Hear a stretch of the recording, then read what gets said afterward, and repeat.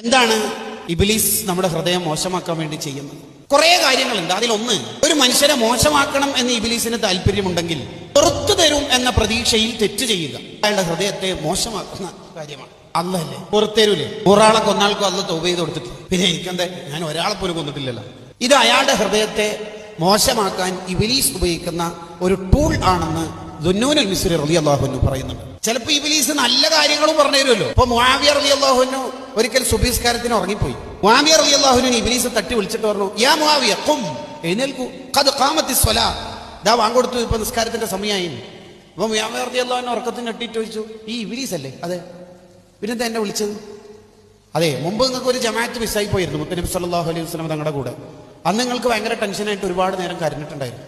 ആ കരച്ചിലിന്റെ ഊക്ക് കണ്ടിട്ട് അള്ളാഹു നിങ്ങൾക്ക് ആയിരക്കണക്കിന് നിസ്കാരത്തിന്റെ കൂലി തന്നെ. അതേപോലെ ആയിട്ട് ഇന്ന് കരഞ്ഞാൽ കയ്യിലെ പണി. ജമാഅത്തായാലും ആകെ 27 1000 ഒന്നും കിട്ടൂലല്ലോ. ഇവയെ പോയിട്ട് ജമാഅത്തായിട്ട് നിസ്കരിക്കുന്നു.